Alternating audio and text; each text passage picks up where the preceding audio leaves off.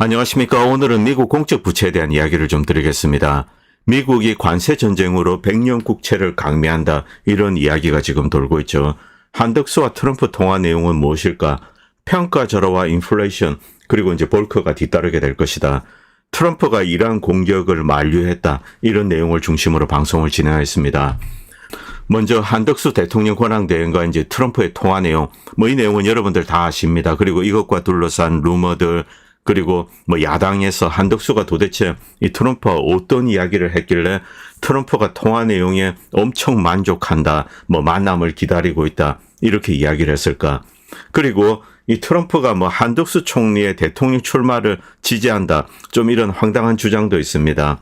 물론 한 총리는 아직 출마 선언을 하지 않고 그가 출마한다고 하더라도 대통령 후보가 될지 그건 잘 모르겠습니다. 가능성은 조금 낮죠. 그런데 어쨌든 트럼프와 이제 통화를 하고 상호 관세 유예를 이렇게 얻어냈습니다. 아주 큰 약속을 했다, 이렇게 추측할 수 있습니다. 아주 사이즈가 큰 떡밥을 트럼프에게 던져주지 않았나, 이렇게 이제 다들 예측하고 있습니다. 물론 한국이 이제 미국에 줄 떡밥은 여러 가지가 있습니다. 미국 제품 수입할 때 관세를 부과하는 품목도 이런 것을 아예 없애버리는 거죠. 이런 떡밥도 있지만 100년 국채 이야기가 계속 나오고 있습니다. 이 100년 국채, 미국이 안고 있는 가장 심각한 문제는 36조 달러의 공적 부채입니다. 무역 적자나 다른 문제는 이것에 비하면은 비중이 낮죠. 일단 당장 9월에 이제 9조 달러를 롤오버를 해야 됩니다. 이 관세 전쟁이 시작되고 이 트럼프의 진짜 목적이 무엇일까? 일단 저는 미국의 제조업을 살린다, 이 목표도 있습니다. 그리고 두 번째는 공적 부채 해소입니다. 공적 부채를 완화하기 위해서는 외국으로부터 이제 달러가 다시 미국으로 유입이 될 필요가 있습니다. 투자를 하는 거죠. 외국에서 달러가 유입될 때 여러 가지 편법이 가능합니다. 일단 외국의 기업들, 그리고 이제 정부가 직접 투자할 수 있죠, 외국에서. 그래서 이제 미국에 돈을 들고 들어옵니다. 그 다음에 미국의 장기 국채를 삽니다. 장기 국채를 사고 그것을 담보로 미국의 이제 커머셜 뱅크로부터 이렇게 대출을 받는 거죠. 비교적 낮은 이자에 받는데 약간의 이자 차이가 있을 겁니다. 이것은 각 주나 연방 정부에서 보조금을 지불하면서 실제 미국은 다양한 이제 보조 플랜을 하고 있습니다. 지금 유럽의 이제 다국적 기업이 유럽의 이제 EU죠. 여기에 이런 이야기를 하고 있다고 합니다. 실제 미국에 가보니까 굉장히 다양한 이 보조금을 준다든가 여러 가지 이제 세제 혜택, 이런 것을 실제로 미국이 제공하고 있습니다. 유럽의 이제 첨단 기업을 미국에 유치하기 위해서 미국은 노력하고 있죠. 그리고 에너지 부문에 있어서 유럽과 비교가 되지 않는 저가에 이렇게 이제 에너지를 사용할 수 있죠. 이런 장점 때문에 유럽의 이제 첨단 다국적 기업이 실제로 미국으로 옮겨오고 있습니다. 특히 러우전 이후에 가속화되었죠. 장기 국채를 매입하고 그것을 담보로 시중은행으로 받고 약간의 이자 차이, 이것은 이제 보조금으로 떼운다. 실제로 가능한 거죠. 이 경우 미국의 공적 부채 문제가 조금 완화가 됩니다. 도대체 한국 정부는 어떤 약속을 했을까? 여기서 100년 국채 이야기가 계속 나오고 있습니다. 이 100년 국채를 발행한다. 100년 국채 이런 것은 기본적으로 이제 망한 나라들이 주로 발행합니다. 아니면 아주 신용도가 높은 나라들. 자, 이제 최근에 두 사례가 있습니다. 오스트리아는 신용도가 높습니다. 그래서 시장에서 이 오스트리아 같은 경우는 100년 동안 이제 돈을 이렇게 넣어둬도 괜찮다, 안전하다, 이런 믿음이 있죠. 그리고 아르헨티나 완전히 망했습니다. 그래서 높은 금리를 주면서 이제 이 100년 만기 국채를 발행해서 지금 많은 이제 공적 부채를 줄이려고 하고 있죠. 미국은 어느 쪽인가? 일단 공적 부채 사이즈로 봤을 때는 미국이 지금 망했다, 이렇게 단언하긴 힘듭니다만 힘든 상황이죠. 여기서 만약에 100년 국채를 발행하게 된다면 공적 부채에 대한 부담이 정부 재정을 직접적으로 압박하는 부담, 이것은 덜게 되죠. 그리고 여기 이제 제로 쿠폰을 한다. 제로 쿠폰은 당장 이제 이자를 주지 않는 겁니다. 자, 이자를 다 계산한 그런 국채 가격이 있습니다. 그것을 이제 이자만큼 할인해서 이렇게 발행을 하게 되겠죠. 어쨌든 100년 국채, 이것은 미국의 이제 지금 공적 부채 문제를 드는데 굉장히 유효한 수단임은 틀림없습니다. 그런데 교과서적으로 이런 초장기 국채는 자, 단기적인 재정 적자를 메우고 또 이제 상환 책임을 미래로 미루는 거죠. 자, 이제 계속 이자를 내야 된다. 제로 쿠폰이든 어쨌든 이자는 내야 됩니다. 자, 한국이나 다른 국가에서 실제로 뭐 이런 것을 발행한 사례는 드물지만, 자, 이 재정 건전성과 그리고 세대 간 형편성, 지금은 우리가 이제 돈을 당겨서 쓸 수는 있습니다만 미래 세대가 그 부담을 져야 됩니다. 장기 국채 의미 뭐 30년 이런 것도 장기 국채입니다만 100년은 초장기 이제 국채죠. 자, 그리고 빚 떠넘기기 비판. 결과적으로는 미래 세대에 이렇게 빚을 떠넘기게 됩니다. 어쨌든 원금과 이자를 이제 만기가 되면 상환을 해야 되죠. 100년 뒤입니다. 자, 그런데 실제 이제 트럼프 행정부에서 이 장기 국채 이야기를 꺼낸 적이 있습니다. 바로 이 2017년에서 2019년 사이 뭐 50년, 100년 이런 장기 국채를 일단 꺼내봤습니다. 이야기만 꺼냈습니다. 그리고 제로 쿠폰입니다. 뭐 당시에도 이제 미국의 공적 부채 규모는 어느 정도 됐기 때문에 물론 지금보단 심각하지 않습니다만, 자, 이것을 어떻게 이제 잘 이렇게 스무드하게 풀어나갈 것인가. 이 제로 쿠폰으로 미래에 이제 어떤 가치, 지불해야 될 이자 이런 것을 다 계산하고 할인해서 이렇게 발행하게 되겠죠. 그런데 시장에서는 그냥 웃었습니다. 야, 뭐 100년짜리 국채냐, 미국이 망한 것도 아닌데 코미디 같은 이야기 하지 마라. 그리고 실제 이제 뭐 중국이나 일본 같이 미국의 국채를 주로 사는 고객들이 있습니다. 이들은 뭐 시큰둥했죠. 그래서 이 이야기는 그냥 어물쩡 이렇게 넘어갔습니다. 그런데 다시 100년 국채 이야기가 이제 스멀스멀 나오고 있습니다. 그런데 월스트리트저널에서는 지난달입니다. 3월 23일이죠. 아르헨티나 100년 국채 여기에 투자한 사람들은 재미를 봤다 이런 이야기를 하고 있습니다. 이 100년 국채를 팔게 되면 어쨌든 공적 부채 부담이 덜어지게 됩니다. 아르헨티나 정부 신용도는 올라가죠. 그런데 100년 뒤에 어떻게 될지 아무도 알 수가 없는 겁니다. 이 아르헨티나라는 국가는 믿을 수가 없습니다.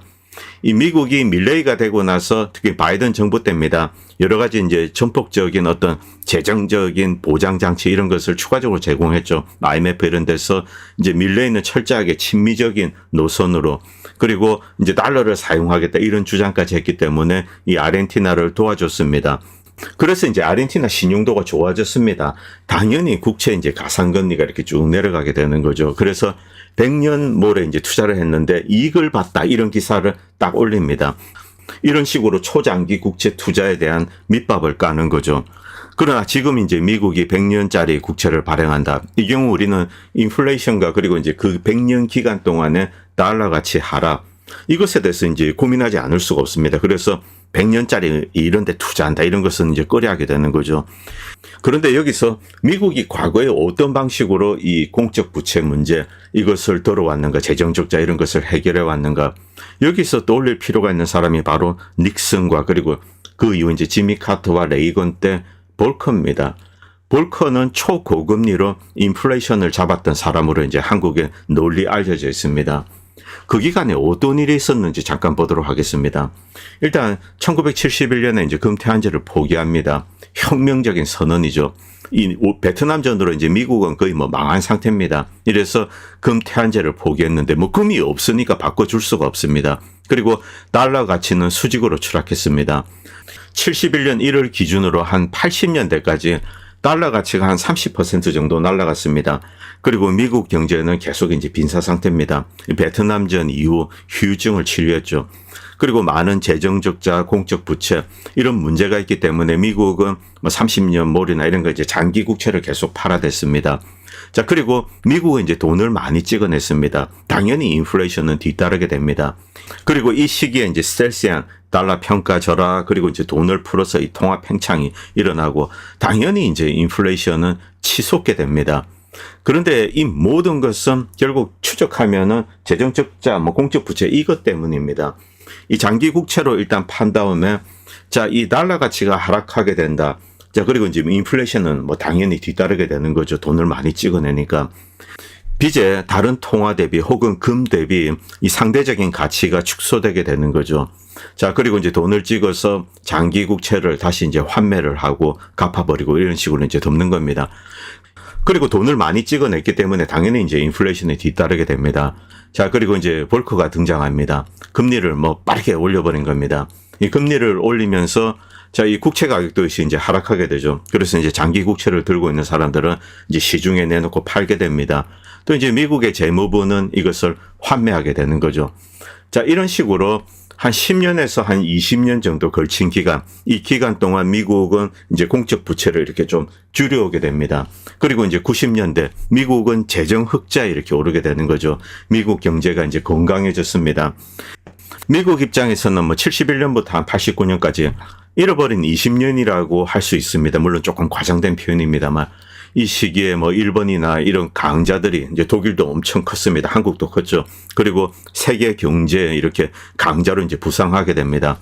이 미국의 제조업은 경쟁력을 상실하고 이렇게 비틀거리다가 80년대부터 이제 본격적으로 제조업도 이제 경쟁력을 갖추고 자 이제 전기, 전자, 정보통신, 반도체 이런 부문에서 세계 메이저로 이렇게 부상하게 됩니다. 그리고 90년대 미국 경제는 황금기를 맞이하게 됩니다. 이 월커가 있었을 때 이제 80년대 자 이자율을 끌어올릴 때 뭐 국채 수익률이 튀고 이런 내용은 이제 잘 나타나 있습니다. 그리고 지금 바닥으로 왔다가 상승 트렌드를 보이고 있죠. 그렇기 때문에 이것이 재현되지 않을까, 뭐 그럴 가능성이 현재로는 아주 높습니다. 미국의 공적 부채, 천문학적인 공적 부채, 이것을 해결하는 교과서적인 방법은 없습니다. 결국 정부, 기업, 그리고 이제 가게 모두가 이제 허리띠를 졸라매고 빚잔치를 하고 열심히 일을 해서 돈을 벌어서 이것을 줄이는 수밖에 없죠.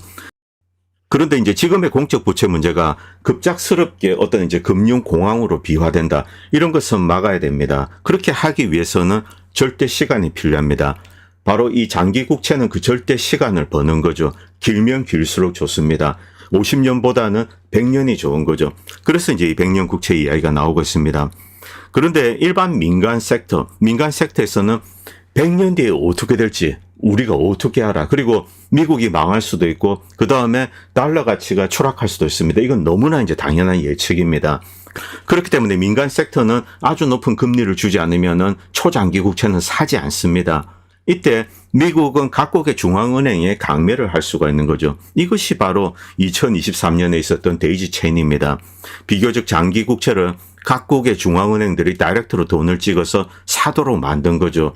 일본 은행이 바로 이제 미국의 국채를 사고 그 다음에 미국이 영란은행의 국채를 사고 이런 식으로 막은 것이 바로 데이지 체인입니다. 이때 사건이 조금 충격적인 게, 자, A라는 나라가 B 나라의 이제 국채를 중앙은행에 다이렉트로 사준다. 이런 사례는 실제 이제 미국에서 몇 번 있었다고 합니다. 미국이 직접 돕기로 이제 작정을 한 거죠. 그런데 7, 8개 나라가 모여서 서로 이제 돌려가면서 중앙은행이 다이렉트로 다른 나라 국채를 사준다. 이런 사례는 과거에 없었기 때문에 좀 충격적이죠. 그리고 신속하게 문제를 일단 덮었습니다. 그런데 이번에 만약에 이제 미국이 100년 국채를 낸다. 미국 국채만 이제 대상입니다. 뭐 장기 국채 50년이든 100년이든 뭐가 나왔다 칩시다. 자, 미국을 상대로 무역 흑자를 누리는 국가들이 있습니다. 이들이 미국 국채를 사는 거죠. 뭐 중앙은행이 다이렉트로 살 가능성이 상당히 높습니다. 민간 기구를 통해서 하게 된다면 역시 이제 수익성이나 여러 가지를 봐야 되고 미국은 상당히 높은 금리를 줘야 됩니다. 지금 이제 그럴 여유가 없죠. 자, 이런 문제 때문에 각국 정부를 바로 이제 팔을 비틀어 버리는 거죠. 그것을 위해서 관세 전쟁을 시작했다. 물론 이제 제조업을 미국으로 뜯어옮기는 거 이것도 하나의 목표입니다만 지금 이제 공적 부채 문제를 해결하는 거 이건 역시 이제 중요한 목표입니다. 한덕수 총리가 어느 정도 뭐 이제 미국에 양보를 한 것이 아닌가 이런 이야기가 조금 슬슬 흘러나오고 있죠. 이 부분에 대해서 이제 한국 정부가 좀 발끈했습니다. 이 트럼프가 너무나 이제 좋은 이야기를 발표를 하자 한국이 큰 것을 미국에 준 것이 아닌가. 그래서 이제 한국 언론이 떠들기 시작했죠. 여기에 대해서 이제 한덕수 권한대행 측은 뭐 미국에 특별한 거 약속한 거 없다. 대화를 하는 거다. 뭐 이런 식의 이야기를 하고 언론의 확대 해석을 자제해달라고 이제 부탁했습니다. 어쨌든 이 관세 전쟁 문제 뭐 여러 가지 이야기가 나오고 있습니다. 뭐 중국을 고립시킨다, 이 장기 국채 100년짜리 국채를 판다, 혹은 이제 공장을 뜯어옮긴다. 모두가 다 해당이 됩니다. 그리고 이제 아이리시 타임즈에서 이런 기사가 올랐습니다. 미국이 EU에 이제 요구하는 것 중에 하나, 그 중에 하나는 이제 중국과의 교역을 조금 줄이라는 겁니다. 이 중국과 관계를 조금 축소하는 거죠. 뭐 완전히 단절이라 이것은 불가능하기 때문에 자, 이 중국을 고립화시키려고 이제 미국이 이것을 꺼냈다. 물론 이런 목적도 있습니다. 그런데 가장 핵심적인 것은 유럽의 첨단 기업들을 이제 미국으로 이렇게 뜯어옮기는 거죠. 특히 많은 제약 공장이 아일랜드에 있습니다. 이 아일랜드는 미국의 이제 주 타겟입니다. 실제 이 미국의 제약회사들이 아일랜드에 투자를 해서 거기서 이제 공장을 돌리고 있는 거죠. 뭐 인건비도 싸고 그렇습니다. 그런데 이것을 다시 이제 미국으로 되돌리겠다. 이게 이제 트럼프의 목표입니다. 그런데 아일랜드는 이제 거기 저항하고 있죠. 그리고 많은 이제 미국의 이 다국적 제약사들이 아일랜드에 투자한 이유는 미국에 굉장히 많은 아이리시들이 살고 있습니다. 이 미국의 이제 아이리시들이 아일랜드 경제 발전에 큰 도움을 준 것도 사실입니다. 미국의 아이리시 기업가들이 아일랜드에 많은 투자를 해줬고, 여기에는 제약사도 있고, 자, 이제 델 컴퓨터 같은 회사들이 있습니다. 자, 여기 투자를 하고 이렇게 아일랜드를 도와준 거죠. 그런데 갑자기 이제 트럼프가 나타나서 공장을 뜯어가겠다. 이러니까 이제 아일랜드는 반발을 하고 있는 겁니다. 그런데 트럼프의 중국 고립화 정책, 이것이 제대로 진행되고 있는지 여기에는 상당한 의문을 던지고 있는 사람들이 많이 있습니다. 자, 지금 트럼프는 세계되고, 자, 중국과 교역을 줄이고 이제 미국과 딜을 하자 이렇게 이야기를 했습니다. 그런데 뒤에서 미국의 등에 이제 칼을 꼽는 국가들 있죠. 여기에는 미국의 우방들도 있습니다. 이 캐나다도 그렇고 유럽 국가들도 그렇죠. 이 캐나다 같은 경우, 자, 중국이 미국으로부터 수입하는 원유, 이것을 이제 캐나다로 돌리는 거죠. 캐나다 오일을 이제 중국이 수입량을 늘리는 겁니다. 이렇게 이제 중국과 캐나다가 합의를 봤다고 합니다.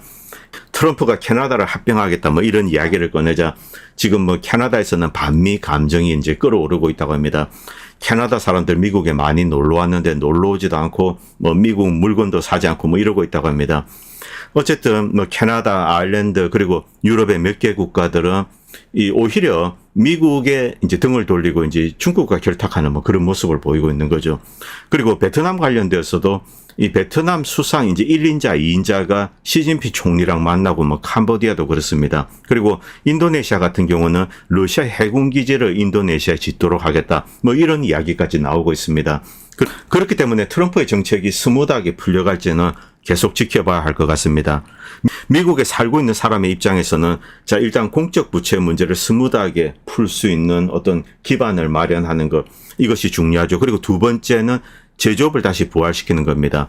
당장 미국인들이 신발을 만들고 가발을 만들고 그럴 수는 없습니다. 어떤 이제 첨단 부문에서 제조업 기반이 확대가 되어야 되는데 역시 이 칼자루를 쥐고 있는 것은 미국 기업입니다. 제가 방송 중에 누차 말씀드리는 겁니다만 미국 기업이 이 공장을 뜯어옮겨서 거기서 이제 어떤 저가 노동력을 이용해서 이익을 뽑고 이런 방식을 바꾸고 미국 내 투자를 확대해 달라고 이렇게 지금 요청을 하는 거죠. 이게 메인입니다. 그 다음에 현대나 삼성 이런 외국 기업이 또 이제 미국에 투자를 하고 미국의 시장을 활용을 하고 이것은 또 다른 차원의 문제죠. 어쨌든 이 문제는 시간을 두고 지켜봐야 할 것 같습니다. 역시 협상이 가장 중요합니다. 자, 그리고 이란에 대한 이야기를 드리겠습니다. 어떤 신문에서는 이란이 핵무기를 만들기 일보 직전이다. 이란이 며칠 뒤에 핵실험을 한다. 이런 이야기까지 올라오고 있습니다. 이게 사실인지 아닌지 모르겠습니다만 일단 털시 게버드, 미국의 이제 DNI 국장이죠. 이 털시 게버드는 이것을 부인했습니다.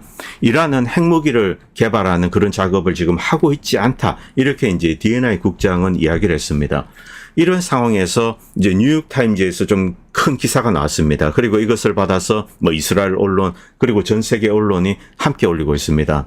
이 네타냐후가 이란을 폭격할 계획을 이제 세우고 그 다음에 미국의 도움이 당연히 필요하죠. 그리고 이제 트럼프 대통령에게 허락을 요청했는데 트럼프가 이것을 거절했다고 합니다. 이 기사가 어제 뉴욕타임즈에 올랐습니다. 여러 가지 중요한 내용이 있어서 제가 좀 소개해 드리겠습니다. 일단 트럼프는 네타냐후 계획에 반대한다. 이란과 먼저 협상을 하겠다. 이렇게 결심을 한 거죠. 이 결심은 최종적으로 네타냐후가 며칠 전에 백악관을 방문했을 때 그때 이제 이야기했다고 합니다. 지난 몇 달 동안 이 계획은 실제로 이제 이 미국 내에서도 검토가 되었다고 합니다.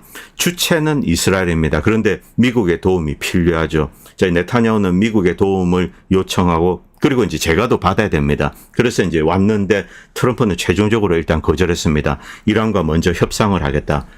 이 기사 내용에 몇 가지 이제 중요한 내용이 나오는데 이 트럼프 행정부 내에 그래도 이제 이성이 있는 사람들이 제법 있구나 이것을 알 수 있는 그런 내용들이 있습니다. 첫 번째 보면은 DNI 국장입니다. 털시 게버드. 털시 게버드는 이란이 지금 이제 핵무기를 제조하고 있고 그런 단계에 있지 않다.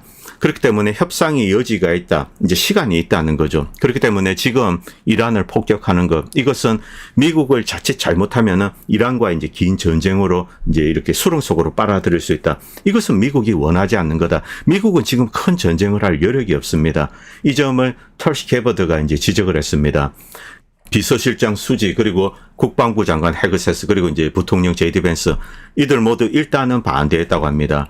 그리고 이제 월츠는 뭐 대표적인 네오콘 인물입니다만 일단 신중하게 해야 된다. 먼저 대화를 해야 된다. 뭐 이런 이야기를 했다고 합니다. 물론 강경파들은 일부 있습니다. 그리고 미국 내 이제 이스라엘 로비 단체들 이들은 이제 트럼프를 압박을 하고 있죠. 최종적으로 일단 당장은 공격하지 않겠다 이런 결심을 내렸다고 합니다. 그런데 이 이란을 당장 폭격하는 게 이것은 애초 불가능합니다. 미국이 원하지 않는 거죠. 미국은 지금 중동 지역에서 대규모의 전쟁을 수행할 수 있는 그럴 여건을 전혀 갖추고 있지 않습니다. 그리고 이제 여기에 대한 자세한 내용들, 네타냐후는 이란 공격을 준비했는데 5월이었다고 합니다. 일주일 이상 지속되는 장기 폭격 작전이다. 이 미국의 도움이 절대적으로 필요하죠. 이란 방공망을 파괴한 후에 핵시설을 공격하는 것이 목표다. 이 트럼프 행정부는 수개월 동안 이것을 논의를 했다고 합니다. 이 계획은 갑자기 전달된 것이 아니라 이제 네타냐후가 수개월 전에 이제 이렇게 전달한 거죠.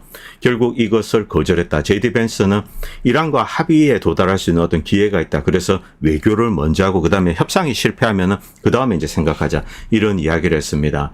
자, 그리고 털시 게버드는 이란이 핵무기를 개발하고 있다는 증거가 없다. 이 정보를 이제 트럼프 대통령에 전달했다고 합니다. 이 반대하는 세력 그리고 찬성하는 세력 이들이 나오고 있는 거죠. 그리고 이제 DNI 털시 게버드는 미국이 중동에서 군사력을 증강하면 이란과 이제 큰 갈등을 촉발할 수 있는데 이것은 미국이 원하지 않는 일이다. 현명한 생각입니다.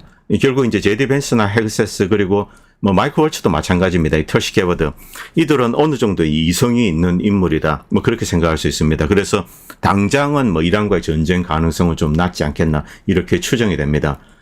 자, 그리고 재밌는 영상이 올라왔는데 어떤 중국인이 틱탁에 올린 영상이라고 합니다. 제가 이제 뭐 저작권 때문에 조금 짧게 보여드리겠습니다. 이 중국의 어떤 사람이 요트를 몰고 이제 아덴만 앞에 갑니다. 바로 이제 예멘 후티가 있는 그곳이죠. 이곳까지 갔는데 자, 여기서 그런데 이 사람이 중국 인민해방군 해군에 이렇게 이제 무슨 통신을 보냈다고 합니다. 그리고 조금 있다가 중국에 이제 공호 구축함이 와서 이렇게 호위를 하는 거죠. 옆에 이렇게 같이 달리는 겁니다. 이것은 명백하게 연출된 거죠. 그리고 뒤에 보면은 이제 PLA의 헬기겠죠. 이 공호 구축함에 있는 헬기가 떠서 이렇게 함께 찍고 이런 장면을 이제 연출을 합니다. 이것은 당연히 중국 인민해방군이 연출한 영상으로 그렇게 추적이 됩니다. 결과적으로 중국이 이제 이런 홍보 영상을 일부러 올렸다라고 볼 수 있습니다. 자, 아덴만 앞바다입니다. 지금 미국의 이제 B2 스텔스 폭격기가 후티를 때리고 있죠. 그런데 B2 스텔스 폭격기가 바로 이제 아덴만을 이렇게 지나가야 됩니다. 이 중국 인민해방군이 자신이 여기에 있다 이런 내용을 이제 세계에 이렇게 보여주는 거죠. 자, 그런데 중국의 미사일 순영함이 아덴만에서 할 일이 무엇이겠습니까? 대공 감시망을 켜는 거죠. 레이더를 켜고 이 엄브렐라를 켜는 겁니다. 이 미국의 전투기가 날아다니는지 이런 것을 체크를 하는 거죠. 그리고 이제 B2 스텔스 폭격기가 탐지됐는지 뭐 이런 것도 테스트 해볼 겁니다. 이것은 뭐 후티랑 직접적으로 상관이 없는 겁니다. 이란에 대해서 이 미국의 메시지를 보내는 거죠. 이 중국은 이란을 방어할 준비가 되어 있다. 뭐 러시아 해군 역시 마찬가지입니다. 이것을 간접적으로 이렇게 드러내주는 거라고 봅니다. 이 미국이 이란을 공격한다. 이것은 꽤 길고 지리한 장기전이 될 가능성이 높고 그리고 성공 확률도 낮습니다. 결론적으로 미국이 이란을 공격하게 되면 이것은 뭐 세계 대전급으로 비화될 가능성이 상당히 높은 거죠. 이 중국의 이제 에너지 이해가 바로 이 이란에 있습니다. 그리고 이제 러시아 역시 마찬가지입니다. 러시아는 지정학적인 이해가 있죠. 그렇기 때문에 러시아와 중국이 이란을 보호하게 될 겁니다. 이란에 대한 어떤 주요 목표물을 파괴하는 것, 이 작업은 순조롭지 않을 가능성이 상당히 높은 거죠. 미국은 당장 중동 지역에서 큰 전쟁을 수행할 수 있는 상황은 아니죠. 물론 전쟁을 해서 이긴다, 적을 꺾는다, 이때는 미국의 패권이 더욱더 이제 강화가 됩니다. 그런데 만약 이기지 못한다, 그리고 공격을 했는데 뭐 성공적인 결과를 얻어내지 못한다, 이때 이제 미국의 패권이 이렇게 추락할 수 있는 거죠. 큰 도박입니다. 당장 뭐 미국 경제를 재건하는 것, 이것이 시급한데 저는 기본적으로 트럼프는 이 전쟁에 반대하는 인물이다, 이제 이런 인식을 가지고 있습니다. 뭐 그 사람이 착해서 이런 것은 아닙니다. 지금 미국은 전쟁 같은 것은 이제 국가적인 자원을 낭비할 여력이 없기 때문에 그렇습니다. 일단 미국을 재건하는 것이 첫 번째 임무입니다. 미국에 사는 사람들, 이들의 삶의 질을 개선을 하는 것, 여기에 모든 힘을 투자해야 되는 거죠. 그리고 사우디 왕자 이제 빈 살만도 이란을 방문했습니다. 테헤란에 가서 이 하메네이를 만났습니다. 이것은 미국의 이란 공격을 반대한다 이 메시지를 전달하는 거죠. 그리고 하메네이는 이 사우디가 원한다면 이란이 가지고 있는 핵기술을 전수할 수 있다. 이것은 평화적인 용도입니다. 뭐 핵발전소 짓는 거 이런 거죠. 미국은 제공하는 것을 거부하고 있습니다. 어쨌든 사우디 역시 이란 공격을 반대한다. 이 경우는 미국이나 이스라엘이 단독으로 이렇게 작전을 수행할 수가 없습니다. 요르단, 이라크, 사우디아라비아 뭐 이들 국가들 영공을 지나가야 되는 거죠. 그리고 사우디의 협력이 절대적으로 필요합니다. 그래서 당장은 대이란 폭격이 없을 것 같습니다. 그리고 이제 노딱이 붙어서 제가 부채널에 이 독일 원조 낙지들 이야기를 올렸습니다.